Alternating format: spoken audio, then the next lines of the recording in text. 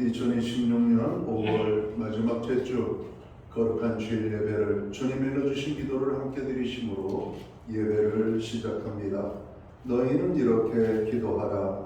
하늘에 계신 우리 아버지여, 이름이 거룩히 여김을 받으시오며 나라의 마옵시며 뜻이 하늘에서 이룬 것 같이 땅에서 이루어지리이다.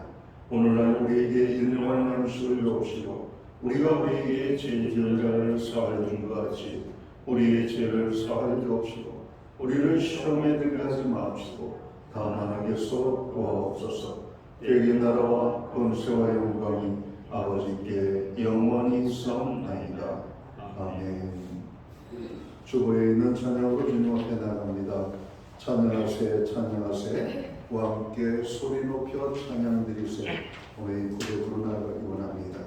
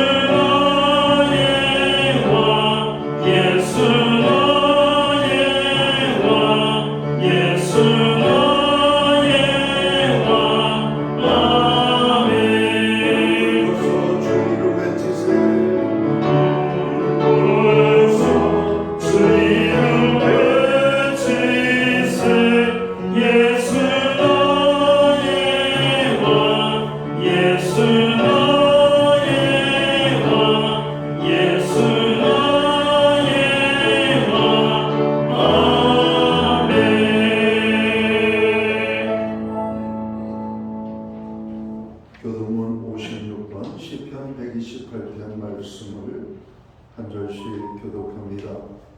여호와를 경외하며 그의 길을 걷는 자마다 복이 있도다. 내가 내 손 수고한 대로 먹을 것이라. 내가 복되고 형통하리로다. 내 집 안방에 있는 내 아내는 결실한 포도나무 같으며 내 식탁에 둘러앉는 자식들은 어린 감람만 같으리로다. 여호와를 경외하는 자는 이같이 복을 얻으리로다. 여호와께서 시온성 내게 복을 주실지어다. 너는 평생에 예루살렘의 번영을 보며 네 자식의 자식을 볼지어다. 이스라엘의 평강이 있으리로다. 아멘. 자리에 착석하시겠습니다. 찬송가 8장 찬양, 오늘 이 찬양을 하나님 앞에 영광 돌리고 드려지는 예배를 위하여 최영 목사님 기도하시겠습니다.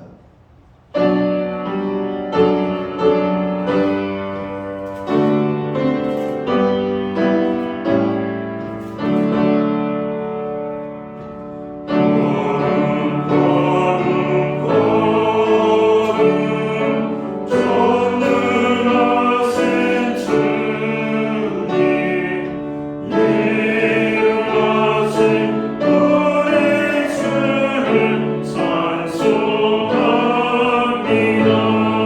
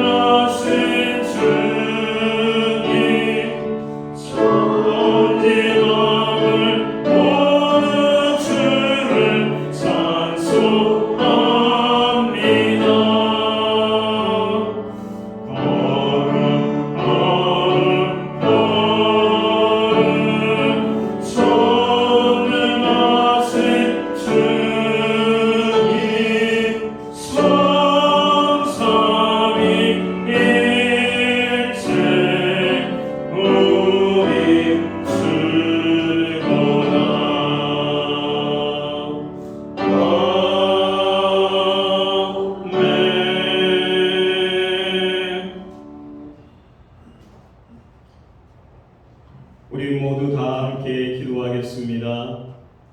우리를 변함없이 사랑하신 하나님 아버지, 저에게 거룩한 주일을 허락하시고 하나님을 높이고 예배할 수 있도록 인도하심을 감사드립니다. 주님께 찬양 드릴 수 있는 복된 기회를 허락하셔서 이 자리에서 거룩하신 하나님을 찬양하며 예배할 수 있음에 감사합니다. 초여름의 문턱에 들어서는 5월 다섯째 주일입니다. 가정의 달로 지켜온 한 달의 시간을 돌아보며 우리 가정과 교회와 삶의 모든 자리를 지켜주신 하나님의 은혜를 묵상합니다. 푸른 잎들이 햇살 아래 더욱 지쳐드듯 우리 믿음도 말씀 안에서 더 깊어지고 풍성한 열매를 맺기를 소망합니다. 감사로 하나님을 예배하는 자에게 하나님 나라의 소망을 허락하여 주시고 하나님 말씀을 따라 믿음으로 살게 하여 주시옵소서. 전도에 흘린 피가 그 땅의 하나님의 미랄이 되어 자라나게 하시고 하나님을 대적하는 악한 세력들이 무너지고 하나님 나라가 세워지며 그 땅이 복음화가 되는 놀라운 기적의 역사가 일어나게 하여 주시옵소서. 우리 가정을 주님 앞에 또 말씀 위에 세워주시고 부모와 자녀가 서로 사랑하며 믿음 안에서 하나가 되게 하여 주시옵소서. 어려움 속에서도 주님의 은혜로 서로 격려하며 주님의 뜻을 이루는 가정이 되게 하여 주시옵소서. 교회 학교의 어린이와 청소년들을 축복하시고 말씀과 기도로 자라나게 하시며 세상 속에서 빛과 소금의 역할을 감당하게 하여 주시옵소서. 지혜와 사랑을 더하셔서 다음 세대를 믿음으로 잘 섬기게 하여 주시옵기 원합니다. 다가오는 6월 3일 선거를 주님께 맡겨드립니다. 모든 가정이 공정하고 바르게 진행되게 하시며 국민이 지혜롭게 선택하게 하여 주시옵소서. 지도자들이 정의와 평화를 세우며 국민을 섬기는 마음으로 일하게 하여 주시옵기 원합니다. 하나님, 이 시간 담임 목사님께서 말씀 전하실 때 우리 안에 깨달음과 삶의 변화가 일어나게 하시고 한 주 살아갈 때 살 용기를 갖게 하여 주시옵소서. 예배와 교회를 위하여 애쓰시는 모든 분들의 기도와 수고에 하나님께서 위로와 은혜를 채워 주시옵소서. 이 모든 말씀 우리를 구원하신 예수 그리스도의 이름으로 기도드립니다. 아멘.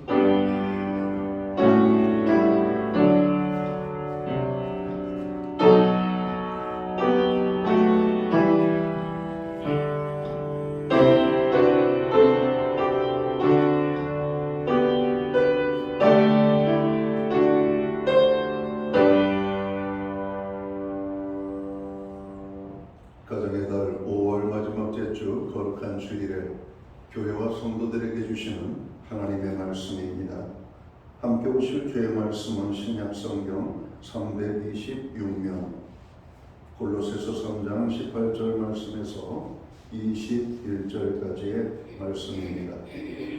찾으신 말씀을 한 절씩 교독하는 방법으로 말씀을 봉독하겠습니다. 제가 먼저 골로새서 3장 18절 말씀을 봉독하겠습니다. 아내들아 남편에게 복종하라. 이는 주 안에서 마땅하니라. 자녀들아 모든 일에 부모에게 순종하라. 이는 주 안에서 기쁘게 하는 것이니라.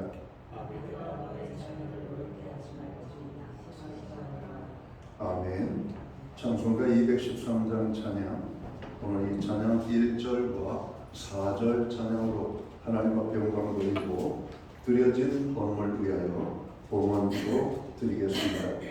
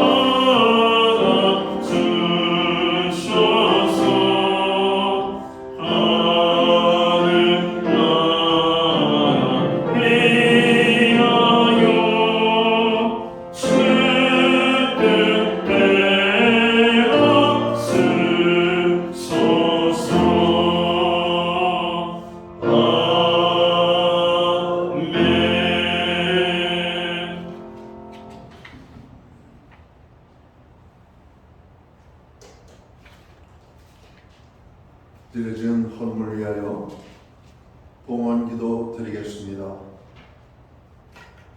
우리에게 5월 가정의 달, 아름다운 달을 허락하시고 가정의 기쁨과 가정의 축복과 또 가정 안에서 누려지는 모든 즐거움을 맛보게 해주신 하나님을 찬양합니다. 창조주 하나님께서 이 땅에서 친히 손수 제정하여 세우신 기관이 가정과 교회입니다. 예수 믿고 구원함을 얻은 모든 하나님의 자녀들이 가정과 교회를 통하여 하나님의 놀라운 은혜와 축복을 경험하는 귀한 기쁨이 넘쳐나기를 간절히 소원합니다.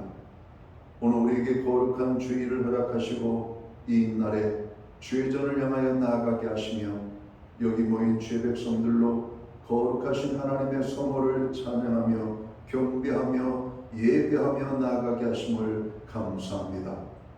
하나님 아버지, 오늘 우리가 드리는 이 예배를 통하여 홀로 큰 영광을 받아 주시옵소서. 예배하는 하나님의 사람들 한 사람 한 사람 위에 한량없는 은혜와 축복으로 역사해 주옵소서. 예배로 영광 드리며 나아갈 뿐만 아니라 우리에게 베풀어 주신 하나님의 그 놀라우신 공급하심과 축복하심을 기억하여 정성된 헌물로 봉헌의 예물을 올려드립니다. 11조의 예물, 각종 제목의 감사의 예물, 목적성 헌물들과 주일헌금으로 주님 앞에 드립니다. 드려진 모든 손길들 주님 받으시오며 저들을 기억하시고 저들을 축복하여 주옵소서. 하늘의 복과 땅의 복을 넘치게 부어주시며 손으로 행하는 모든 일과 발로 밟는 지경에 선한 열매가 풍족하게 맺힐 수 있게 되기를 간절히 소원합니다. 우리의 영육간에는 강건함을 주시고 간과요 부르짖는 기도에는 응답의 축복을 주시옵고 행하는 모든 삶 속에 하나님의 예비하심이 임하게 하여 주옵소서. 가정에는 화목을 주시옵소서. 우리의 일터와 기업과 생업의 현장에는 30배, 60배, 100배의 결실을 맺게 하여 주옵소서.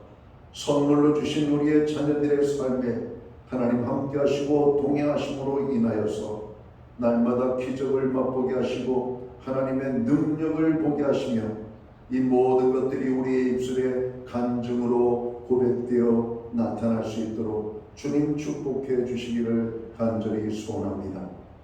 교회로 하여금 성도로 하여금 중보기도에 힘쓰게 하시고 고난 중에 있는 이 나라 이 민족 세계 열방을 위하여 그리고 형제자매 지체들을 위하여 간구하여 나아가게 하심을 감사합니다. 주님의 중보의 기도로 교회가 살고 성도가 사는 것처럼 오늘 교회와 온 성도들이 주님 앞에 서는 그날까지 중보기도에 힘쓰게 하시고 중보기도의 축복을 누리게 하여 주옵소서.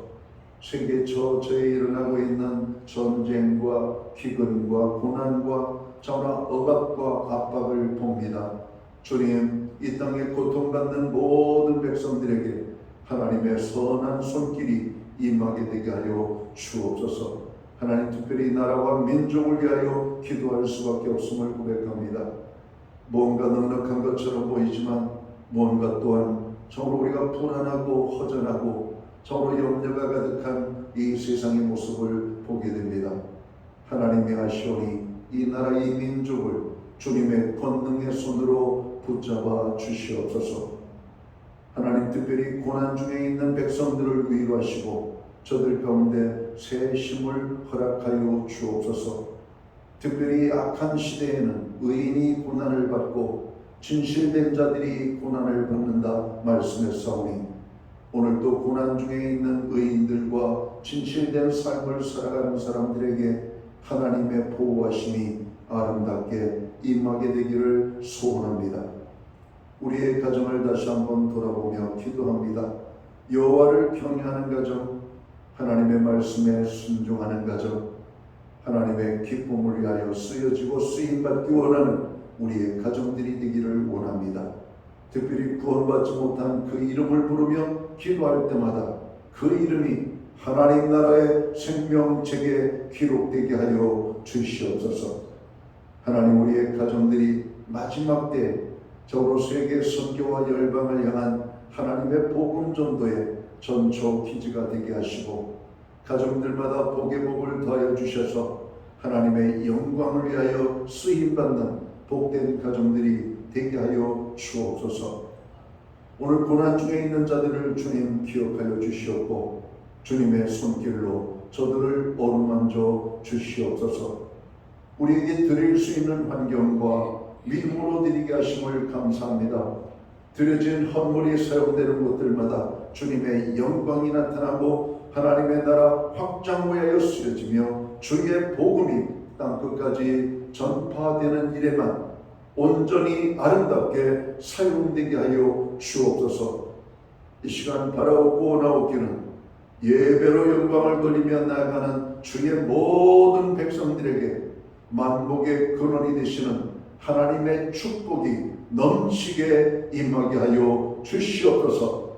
이 모든 말씀을 우리 구주 예수 그리스도의 이름 받들어서 감사드리옵고 봉헌기도 드리옵나이다. 아멘.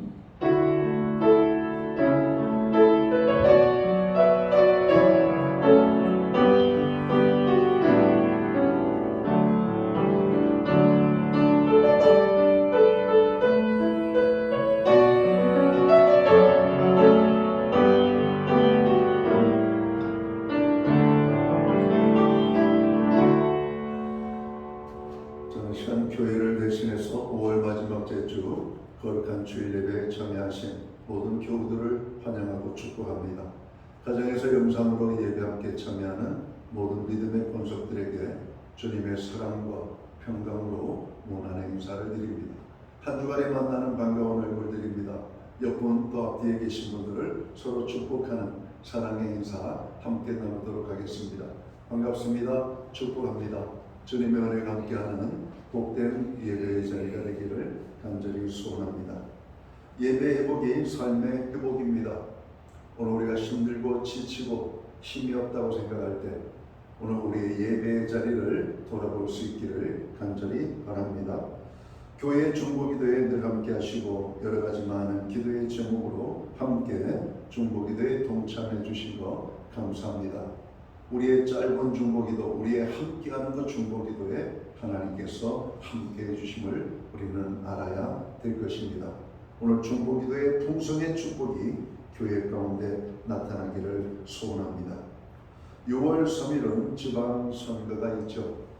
어느 곳에는 8장의 투표, 어떤 곳에는 대부분 7장의 투표용지를 갖고 우리가 투표를 하게 됩니다.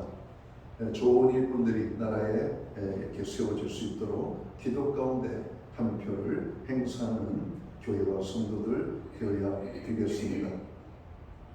목장별로 예배 후에 목장 모임으로 나누겠습니다. 목장 모임은 단순한 사람들의 만남과 모임이 아닙니다.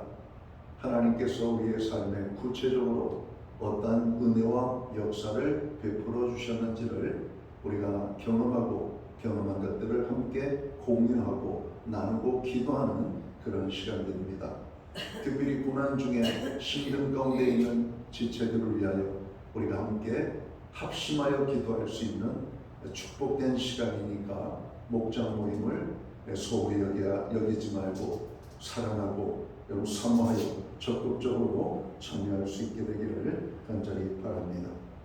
교회는 매주 수요일마다 온라인 성경 공부를 제공하고 있습니다. 금주는 찬송이라고 하는 주제를 가지고 공부하도록 하겠습니다.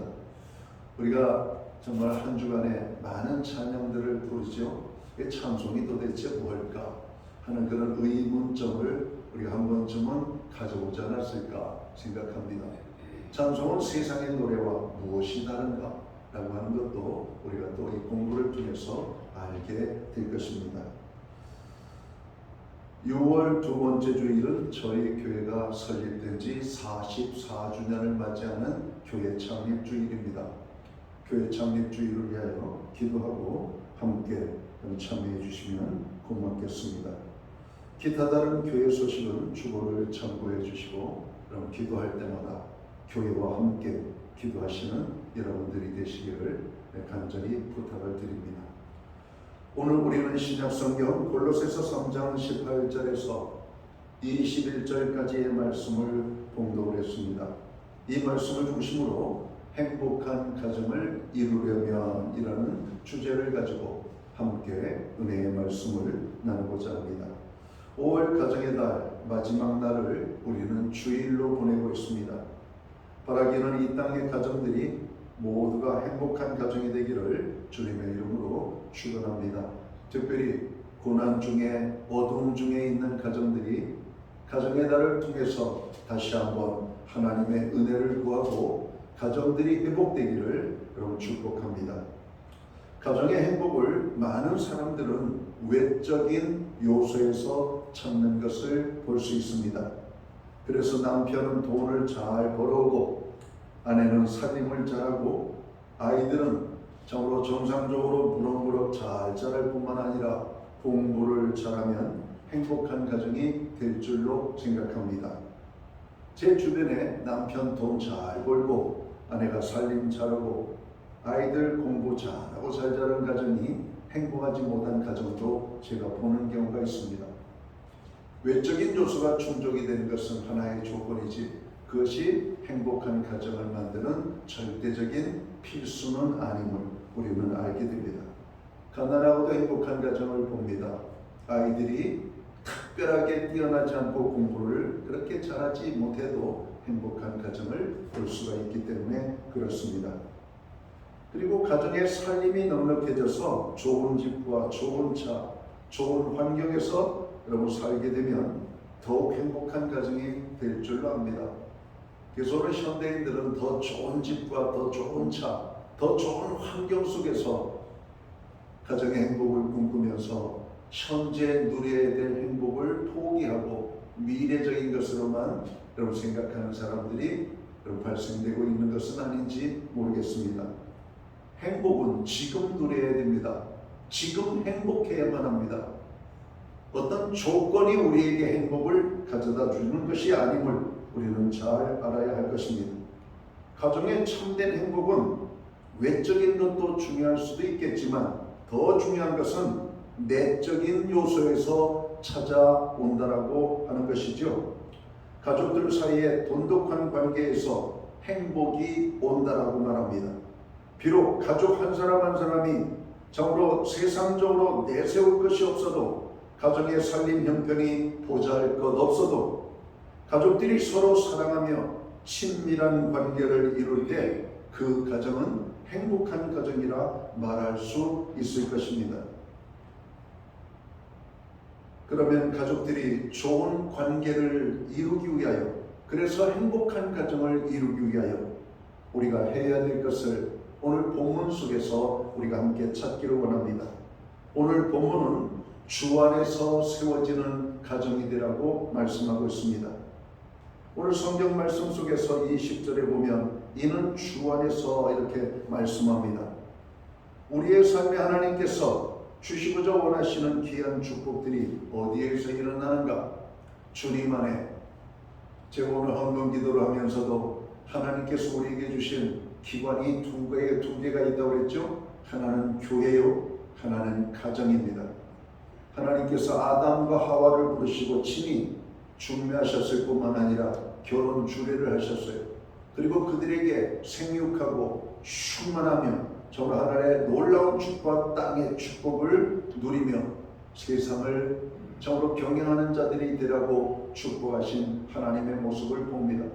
그것이 가정에 교회를 하나님께서 세우셨습니다. 사람이 만든 공동체가 아닙니다. 구원함을 얻은 하나님의 거룩한 백성들의 회합, 모임, 이것이 교회죠. 하나님이 주신 교회. 그래서 우리는 교회를 하나님의 교회라고 말하는 겁니다. 주님의 교회라고 우리가 부르는 것입니다. 그래서 교회를 우리가 사랑하고 가정을 통해서 하나님의 살아계심과 축복을 경험하는 것은 그 어떤 것보다도 중요하고 소중한 것임을 우리가 깨달아야 될 것입니다. 오늘 본문을 보면 주 안에서라고 하는 말씀이 등장합니다. 이 모든 사람들과의 관계가 다 주 안에서 이루어져야 할 것을 말씀하고 있습니다. 남편과 아내가, 부모와 자녀가, 여러분 이 모든 것, 여러분 교회도 역시 마찬가지죠. 주 안에서 모든 성도들이 여러분 아름다운 관계를 형성하고 유지할 때 교회 공동체는 행복한 공동체가 될 것이라고 우리는 확신합니다. 남편과 아내의 관계가 주 안에서 올바르게 세워져야 하고 부모와 자식의 관계 역시 주 안에서 올바르게 세워져야만 하는 것입니다. 우리 가정이 행복한 가정이 되려면 우선 가족들 사이의 관계가 주 안에서 여러분 이 관계성이 여러분 형성이 되어져야 한다는 겁니다. 부부가 주님 안에서 세워져야 되고 부모와 자녀 사이의 관계도 주님 안에서 세워져야 되고 우리 그리스도인들이 잊지 말아야 할 것은 우리 부부가 함께 만나고 교제하고 결혼하여 한 몸을 이루게 되고 한 가정을 이루게 된 것이 하나님의 은혜임을 우리가 깨닫고 사는 것입니다. 부모에게 소중한 자녀들을 주시고 양육하게 할 수 있는 것, 그리고 이 모든 것들이 하나님의 은혜임을 알아야 되는 겁니다. 요즘 한간에 결혼을 하지만 아이를 낳지 않는 가정들을 봅니다. 아이를 낳아도 하나 겨우 나서 그 아이를 키우는 일에 자기들의 행복과 시간을 낭비하는 것을 별로 좋아하는 젊은 부부들이 많지 않은 것 같습니다. 아이들을 양육하는 것이 취미고 수고라고만 생각한다면 아이를 낳는 것은 여러분 여러 가지 고민이 될 겁니다. 그러나 아이를 낳아서 키워본 부모들은 말합니다.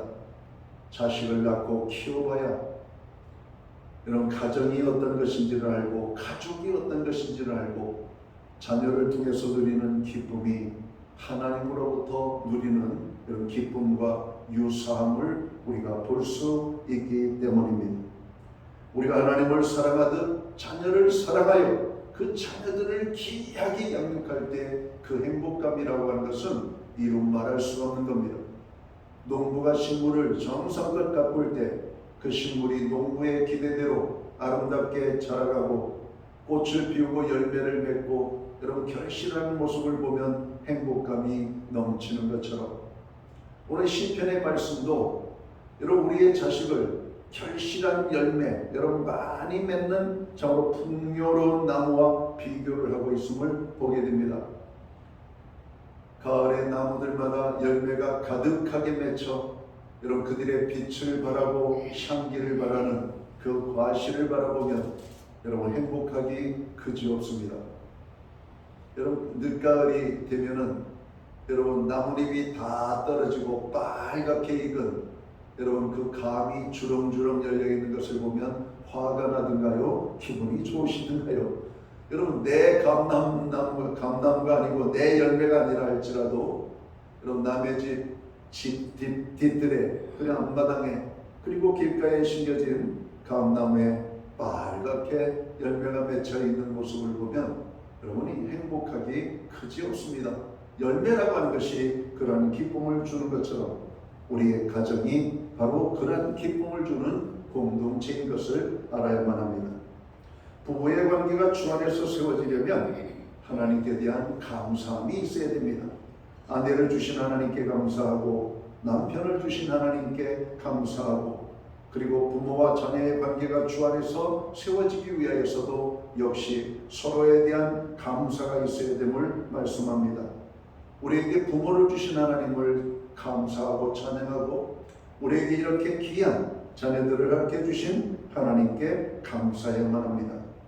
가족들 사이의 모든 관계가 주 안에서 세워질 때 여러분 그 가정은 행복의 기초를 이루게 되는 것입니다.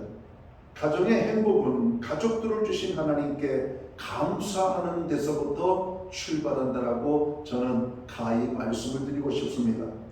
비록 지금은 남편이 좀 문제가 있어도 아내에게 좀 연약함이 있어도 하나님께 감사할 수 있는 우리의 가정이 되기를 원합니다. 여러분의 가정은 남편과 아내 사이에 감사함이 있으신가요? 남편으로 인한 감사, 아내로 인한 감사. 어떤 분은 대놓고 남편에 대해서 왼수라고 말을 하더라고요. 밖에 어르신은 잘 계십니까? 왼수 말도 하지 마세요. 남편이 왼수입니다. 여러분 그 가정의 행복이 잘 안 보이는 것 같아요. 물론 말은 그렇게 하셔도 실제로는 감사함이 있겠죠.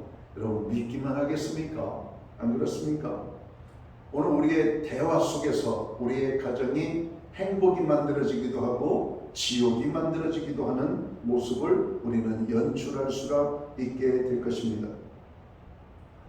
비록 지금은 우리가 모든 것이 연약하고 부족하지만 여러분 감사하시기 바랍니다.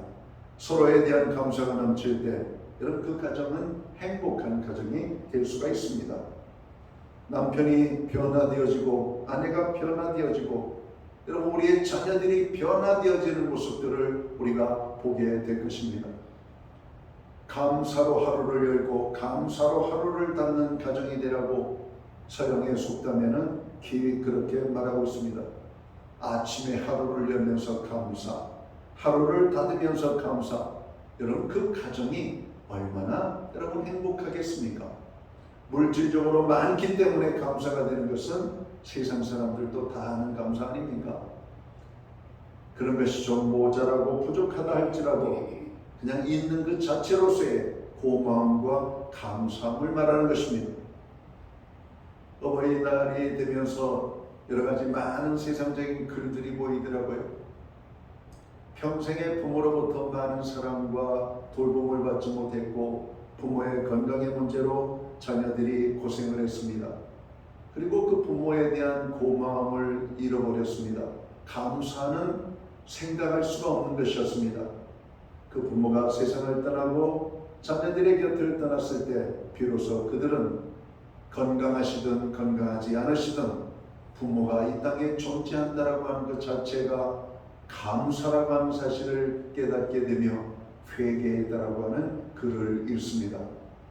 힘이 있을 때만 감사, 우리에게 무엇을 해줄 때만 여러분 감사가 아니라 힘이 없을 때에도 아니 우리가 저로 헌신적으로 돌본 그런 어떤 수고로움이 있다 할지라도 감사가 있는 가정은 행복한 가정이라고 가히 말씀을 드리고 싶습니다.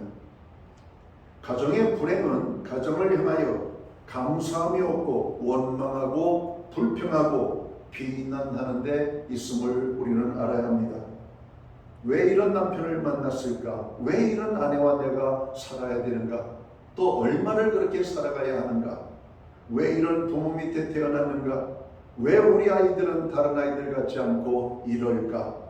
이런 불평과 원망이 불행을 가져다 준다는 것입니다. 우리 모두는 가족들 때문에 하나님께 감사할 수 있는 하나님의 사람들이 되시기를 주님의 이름으로 축원합니다. 예수 믿으면 말투가 달라져야 됩니다. 부드러워져야 되고 그리고 비난하고 원망하고 불평하던 말들이 감사의 말로 바뀌어져야만 되는 것입니다. 감사를 말하는 사람들은요 그 사람 자체가 귀하게 보이게 됩니다. 여러분 주변을 보세요.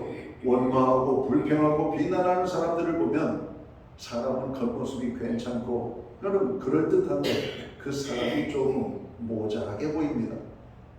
그러나 조금 세상적으로 기준이 저로 미치지 못하지만 그의 입술에 비난이 없고 격려와 칭찬과 감사에 대한 여러분 대화가 있는 사람들을 보면은 사람이 아름답게 보이기 시작합니다.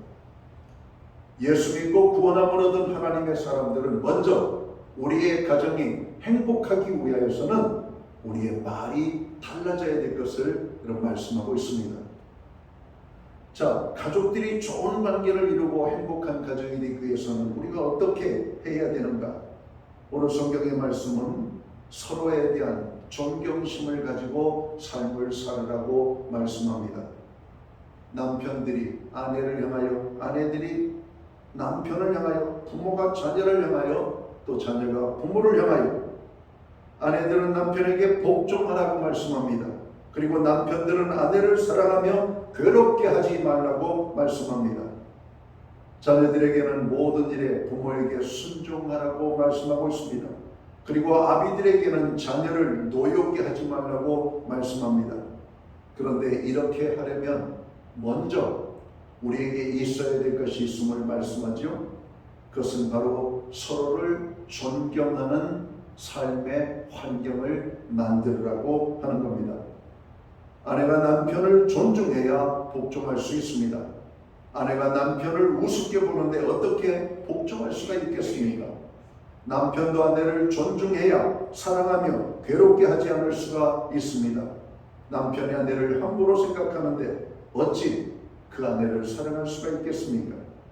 자녀들도 마찬가지입니다. 부모를 존중해야 순종할 수가 있는 것입니다. 그리고 부모들도 마찬가지, 자녀들을 존중해야만 자녀들을 노엽게 하지 아니하고 우리의 자녀들을 사랑하며 잘 양육할 수 있는 그런 삶을 살게 되는 것입니다. 두 친구가 길을 걸어가고 있습니다. 한 친구는 말을 막 하는 친구예요. 상대의 감정을 헤아리지 않고. 두 사람이 길을 가는데 개 한 마리가 지나가고 있습니다. 그런데 그 한 친구의 형이 술을 먹으면 사람이 아니라 짐승처럼 되는 형을 가지고 있는 친구였습니다. 개를 보고, 야, 저기 내 형 지나간다. 여러분 이렇게 얘기했습니다. 아무리 내 형이 술 먹고 정말 짐승 같은 삶을 살아도 다른 사람을 통해서 개를 보고 내 형이라고 그런다면 기분이 좋겠습니까? 언짢은 이 친구는 뭐라고 대답을 했을까요?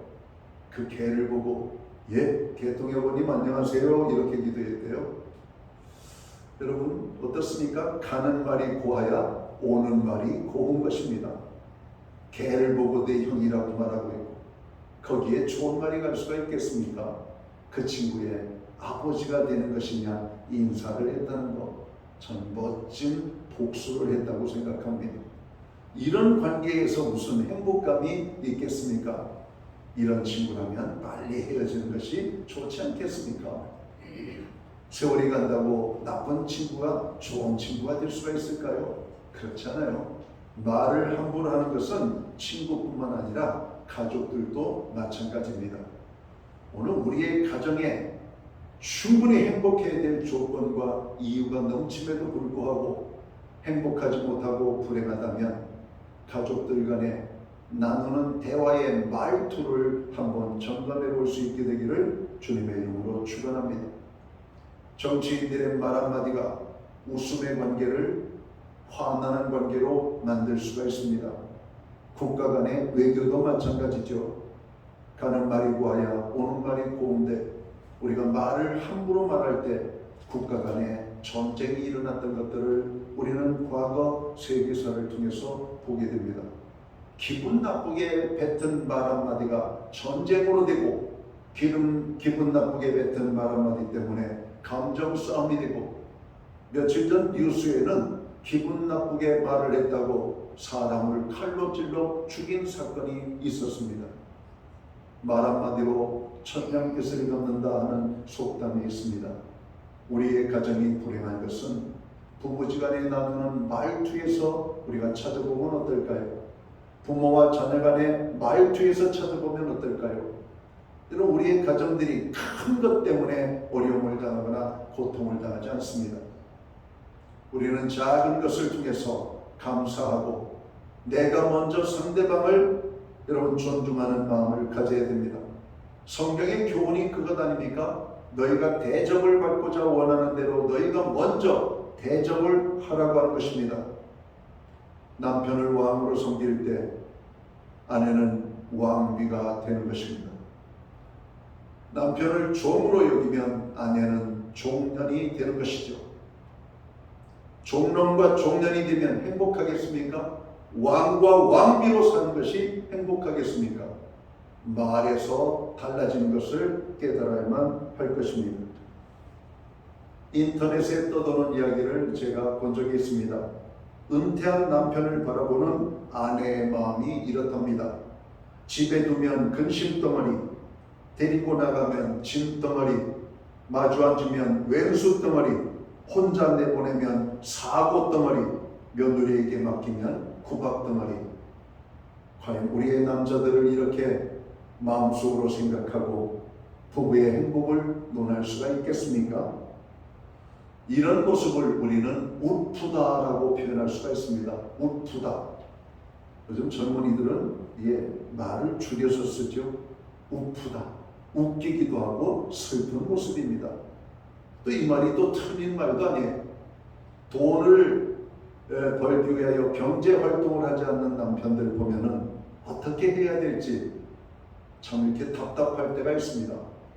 저도 은퇴를 앞두고 있는데 평생의 목회를 하며 바쁘게 살았는데 이제 은퇴를 하고 나면 집에서 무엇을 해야 될까? 혹시 짐덩어리가 되는 존재는 아닌가 생각을 합니다. 그래서 저는 요즘 기도의 제목이 그래요. 하나님, 은퇴 이후에 짐덩어리가 되지 아니하고 많은 사람들에게 기쁨과 위로와 힘을 주는 저로 제 힘이 닿는 데까지 하나님이 쓰시고자 원하시는 일에 쓰임받기를 원합니다. 제가 그렇게 기도하고 있습니다. 여러분, 우리의 노후가, 우리의 남은 생애가 얼마 남지 않았기 때문에 함부로 살아도 되고 함부로 대접받아도 되는 것이 아니라 더 귀하게 아름답게 살아갈 수 있는 저희들이 되어야만 한다는 것입니다. 부부가 말 한마디로부터 출발되어지는 서로에 대한 존경이 가정의 행복을 만들어 줍니다. 그리고 우리의 자녀들이 그러한 부모를 보고 배우게 되고 그러한 자녀들이 또한 행복한 가정을 이루게 된다고 하는 것입니다. 고사성어에 상경여빈이라고 하는 말이 있습니다. 이 말의 의미는 부부간이지만 손님을 대하는 것처럼 서로 존중한다라고 하는 말입니다. 상경여빈. 이 말은 어디에서 나오는 말이냐면 이 중국 춘추 시대 진나라의 서신이라고 하는 사람이 있었습니다. 하루는 진나라 사신으로 파견되었다가 돌아오는 길에 밭에서 일을 하고 있는 한 농부를 만나게 됩니다. 때마침 아내로 보이는 여인이 새참을 들고 사내 쪽을 향하여 걸어오고 있었습니다. 여인은 사내에게 다가가서 깍듯이 인사를 하고 가지고 온 새참을 두 손으로 공손히 받들어 올렸습니다. 그러자 사내도 똑같이 예를 갖추며 여인이 내미는 그것을 장으로 공손하게 받는 모습을 보았습니다. 서신이 볼 때 분명히 부부같이 보이는데 손님을 대하듯 하는 이 두 사람의 사이가 무척 궁금했습니다.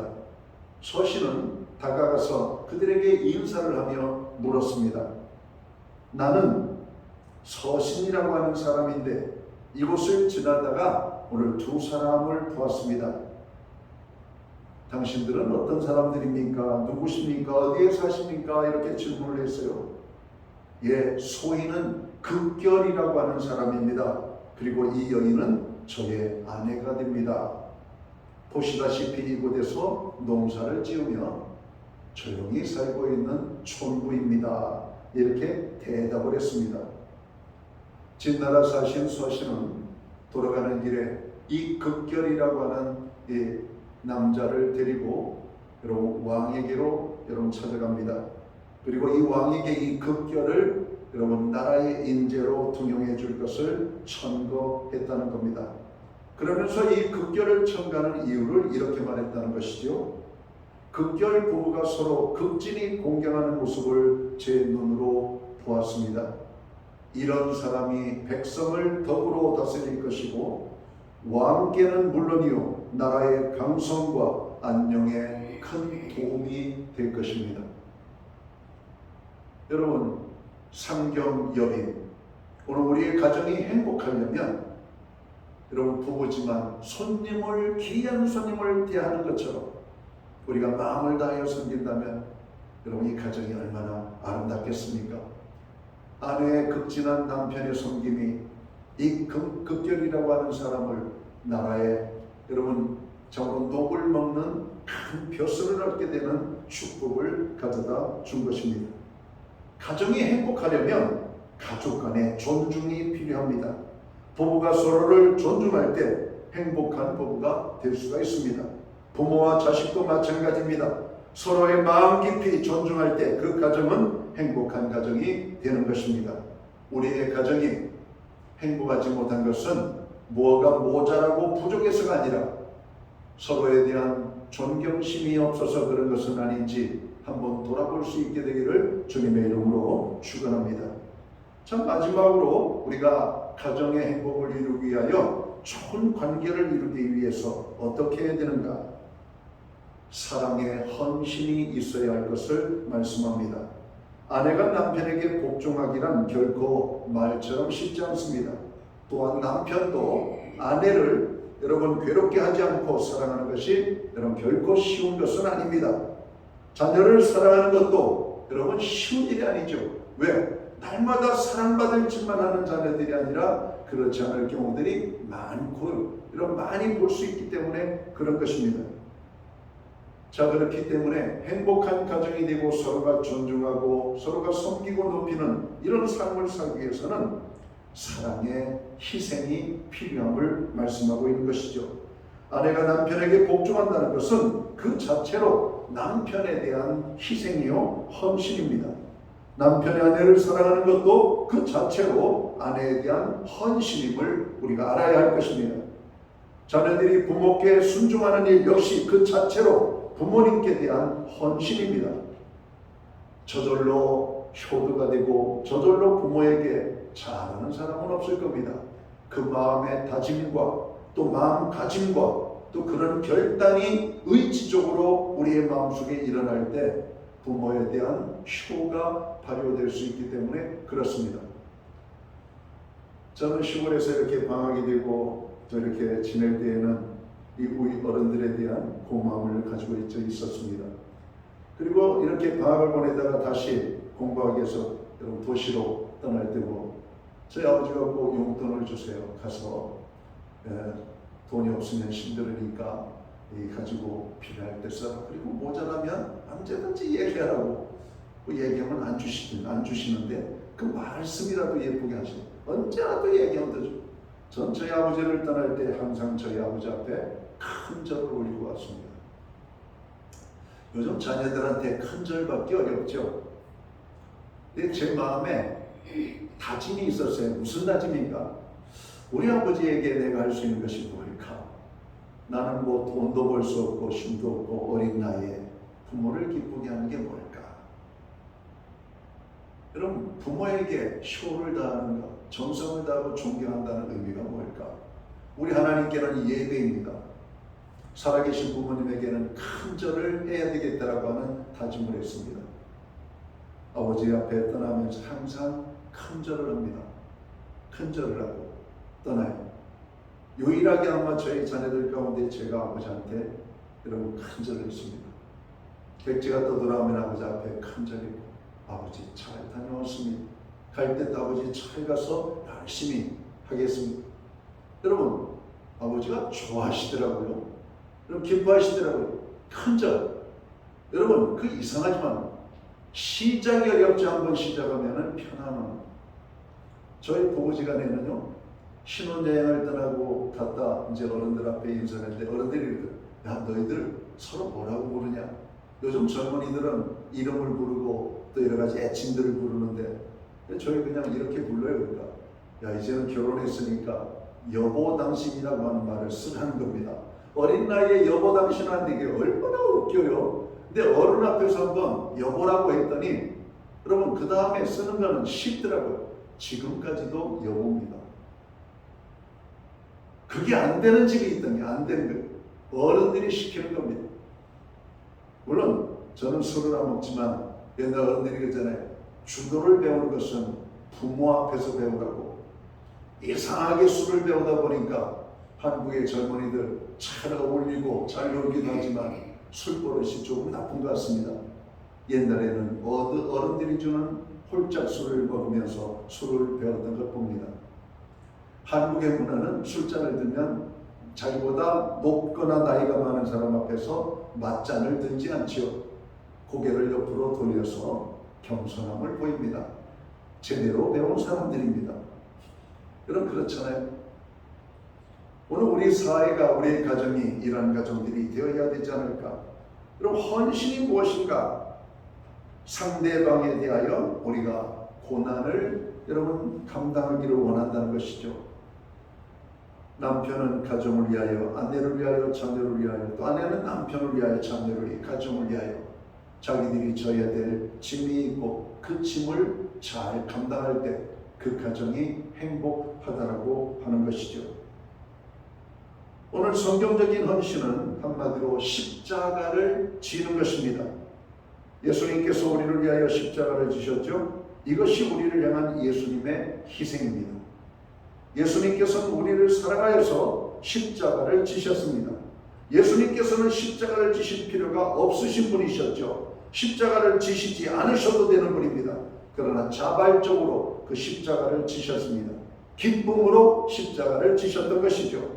그렇습니다. 우리 가정들이 여러분 행복하려면 이렇게 십자가를 지는 일을 당연히 여길 뿐만 아니라 자발적으로 기쁨으로 가족을 위하여 지는 자세가 필요함을 말씀하고 있습니다. 우리는 명절 문화의 잘못된 것 중에 하나가 며느리 여인들은 정로 명절이 되면 너무나 힘들고 어려운 명절을 보냅니다. 반면에 남자들은 어떻습니까? 너무나 늘어지게 편안하게 누리는 문화를 우리가 경험했습니다. 물론 현대 명절은 그렇지 않은 모습을 봅니다.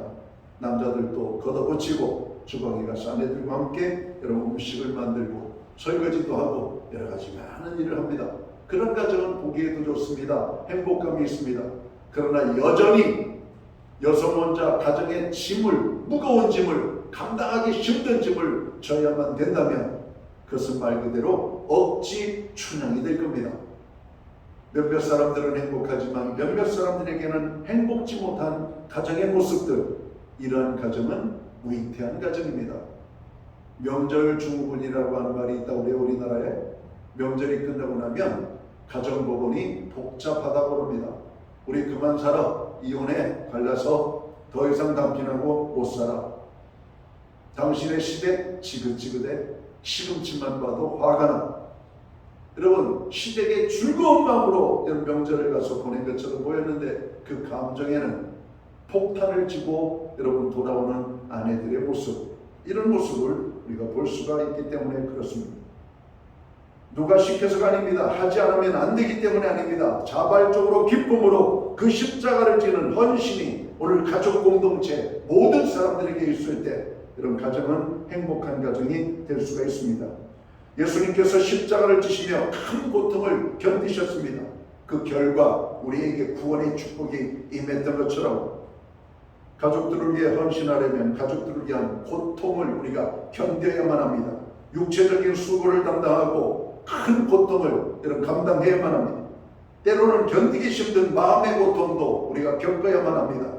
피하고 싶지만 끝까지 피하지 않고 그 고통을 다 감내해야만 되는 것들이 있습니다. 어떤 사람은 경제적인 짐이, 어떤 사람은 건강의 짐이, 어떤 사람은 환경적인 것이, 여러 가지 많은 것들이 오늘 우리의 가정에 견뎌야 될 요소, 또 참아야 될 요소, 져야 될 십자가의 모습으로 나타나고 있는 것을 우리가 보게 됩니다. 그러나 이 모든 것들 속에서 서로를 향한 사랑과 존경과 주 안에서 믿음으로 사는 우리가 행복한 가정을 이루기 위해서 해야 될 결론적인 하나는 희생의 십자가를 기쁨으로 감당할 때 가정이 행복하게 된다는 것입니다. 아름다운 정원을 보면 저절로 되어진 정원은 하나도 없습니다. 거기에 풀들을 뽑고 여러분 관리를 하고 벌레를 잡아주고 때를 따라 여러분 영양을 공급할 때 아름다운 화원이 만들어지는 것처럼 오늘 우리의 가정은 하나님께서 축복받으라고 주신 가정입니다. 가꾸면 화원이 되지만 가꾸지 않으면 풀밭이 될 것입니다. 누가 풀밭 같은 가정을 행복한 가정이라고 볼 수가 있겠습니까? 화원 같은 가정을 만들 때 여러분 우리 모두는 행복할 수가 있는 것입니다. 이제 말씀을 마치고자 합니다. 행복한 가정은 절대로 거저 주어지는 것이 아닙니다. 주 안에서 믿음의 가정을 이루어야만 합니다. 그리고 감사가 있는 가정이 되도록 힘써야만 합니다. 서로에 대한 존경심이 묻어나는 가정이 되어야만 합니다. 그리고 궁극적으로 사랑의 희생이 있을 때 아름답고 행복한 가정이 만들어지게 된다는 것이죠. 하나님은 우리에게 행복하라고 가정을 주셨습니다. 하나님의 축복을 가족을 통해서 누리라고 주셨습니다. 5월 가정의 달 마지막입니다. 마지막 날 주일입니다. 다시 한번 가정이 행복하려면 어떻게 해야 될지를 생각하고 작은 것 하나부터 시작하는 저와 여러분들이 되시기를 주님의 이름으로 축원합니다. 기도합니다. 하나님 아버지 고맙습니다. 5월 가정의 달 마지막 날이요 주일로 하나님 앞에 예배를 드리고 있습니다. 여기 모인 모두는 가정이 행복하기를 원합니다. 하나님 또한 그런 행복을 꿈꾸고 있습니다. 행복을 기도합니다. 그러나 여전히 우리가 해야 될 일이 있음을 깨닫습니다. 우리 가정이 오늘보다 내일이 더 행복하고 아름다운 가정이 되기 위하여 내가 해야 될 것은 무엇인지 알게 하시고 작은 것 하나라도 실천에 옮김으로 행복한 가정이 앞당겨질 수 있도록 그런 행복한 가정을 만들어갈 수 있도록 우리 모두를 축복해 주옵소서. 예수님께 하신 이름으로 기도하옵나이다. 아멘.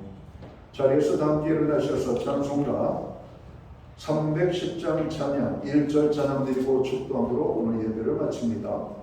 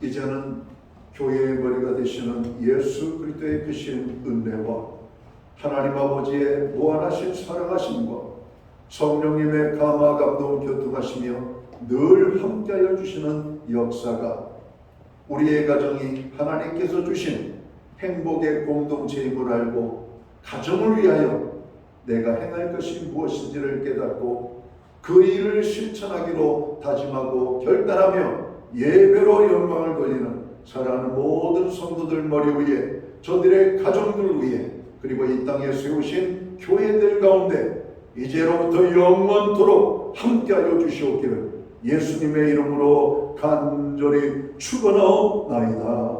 아멘.